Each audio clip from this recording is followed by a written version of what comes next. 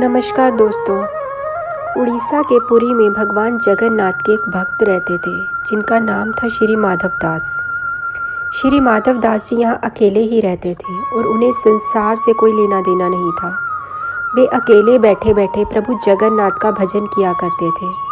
नित्य प्रति श्री जगन्नाथ प्रभु के दर्शन करते थे, उन्हीं को अपना सखा मानते थे और प्रभु के साथ खेलते भी थे। इतना ही नहीं दोस्तों, प्रभु भी अपने परम भक्त श्री माधव के साथ अनेक लीलाएं करते थे।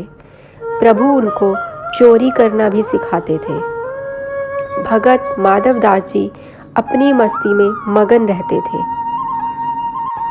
दोस्तों, एक बार माधव दास जी को अतिसार से पीड़ित हो गए थे, अर्थात उन्हें उल्टी दस्त हो गया था। वे इस रोग के कारण बहुत दुर्बल हो गए थे। वे उठने बैठने के लिए भी समर्थ नहीं थे। हालांकि अपनी क्षमता के अनुसार वे अपने सभी कार्य स्वयं ही करते थे और किसी भी अन्य व्यक्ति से मदद नहीं लेते थे। कोई कहे महाराज जी हम आपकी सेवा कर दें, तो वह कहते थे कि नहीं, मेरे तो एक जगन्नाथ ही हैं, वही मेरी रक्षा करेंगे। दोस्तों, ऐसी दशा में जब उनका रोग बढ़ गया तो वे उठने बैठने में पूरी तरह से असमर्थ हो गए। तब श्री जगन्नाथ जी स्वयं सेवक बनकर इनके घर पहुँचे और माधव दास जी को कहा कि हम आपकी सेवा कर दें।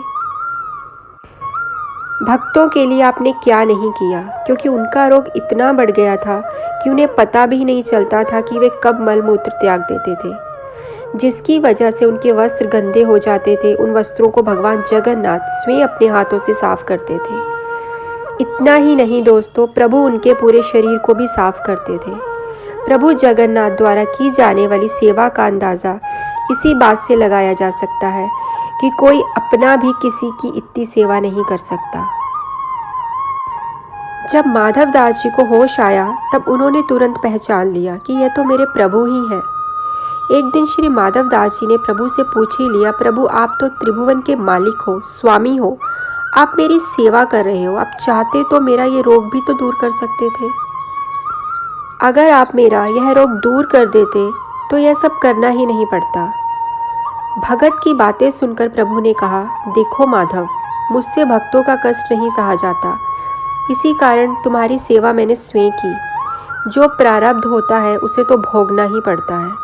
अगर उसे काटोगे तो इस जन्म में नहीं, लेकिन उसे भोगने के लिए फिर तुम्हें अगला जन्म लेना पड़ेगा। और मैं नहीं चाहता कि मेरे भगत को जरा से प्रारब्ध के कारण फिर अगला जन्म लेना पड़े। इसलिए मैंने तुम्हारी सेवा स्वयं की, लेकिन अगर फिर भी तुम कह रहे हो तो मैं भगत की बात भी नहीं टाल सकता। दोस्तों, प्रभु जगन्नाथ अपने भक्तों के सहायक बन उन्हें प्रारब्ध के दुखों से, कष्टों से सहज ही पार कर देते हैं। प्रभु ने अपने भगत माधव से कहा, अब तुम्हारे प्रारब्ध में 15 दिन का रोग और बचा है, इसलिए 15 दिन का रोग तू मुझे दे दे। जिसके बाद प्रभु जगन्नाथ ने अपने भगत माधव दास के बचे हुए 15 दिन का रोग स्वयं ले लिया। यही वजह है कि भगवान जगन्नाथ आज भी बीमार होते हैं। ये तो हो गई दोस्तों उस समय की बात, लेकिन भगत वत्सलता देखिए। भगवान जगन्नाथ को आज भी साल में एक बार स्नान कराया जाता है, जिसे स्नान यात्रा कहते हैं। स्नान यात्रा करने के बाद हर साल 15 दिन के लिए भगवान जगन्नाथ आज भी बीमार पड़ते हैं। इस दौरान पुरी में स्थित प्रभु जगन्नाथ का मंदिर 15 दिन के लिए बंद कर दिया जाता है। इस दौरान प्रभु की रसोई भी बंद कर दी जाती है, जो कभी बंद नहीं होती। भगवान की इस अवस्था के दौरान उन्हें 56 भोग नहीं खिलाया जाता। इस समय उन्हें 15 दिनों तक आयुर्वेदिक काढ़े का ही भोग लगाया जाता है।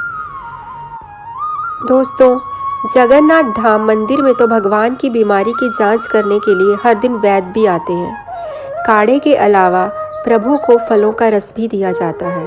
उन्हें रोजाना शीतल लेप भी लगाया जाता है। बीमारी के दौरान उन्हें फलों का रस, छेना का भोग लगाया जाता है और रात में सोने से पहले मीठा दूध अर्पित करते हैं। दोस्तों, भगवान जगन्नाथ बीमार होने के बाद 15 दिनों तक आराम करते हैं। आराम के लिए 15 दिन तक मंदिरों के कपाट भी बंद कर दिए जाते हैं और उनकी सेवा की जाती है ताकि वे जल्द से जल्द ठीक हो जाएं। जिस दिन वे पूरी तरह से ठीक होते हैं उसी दिन प्रभु जगन्नाथ की यात्रा निकाली जाती है और तब भगवान जगन्नाथ के दर्शन पाने के लिए वहां असंख्य भक्त उमड़ते हैं। मान्यताओं के मुताबिक भगवान जगन्नाथ अपने भक्तों को बीमारी से बचाने के लिए हर साल खुद बीमार पड़ते हैं ताकि भक्तों के दुख दर्द वे अपने ऊपर ले सकें। दोस्तों, हमारी आज की कथा यहीं संपन्न होती है। और सुंदर कथाओं के बारे में जानने के लिए हमारे चैनल को लाइक कीजिए, सब्सक्राइब कीजिए और शेयर कीजिए। धन्यवाद।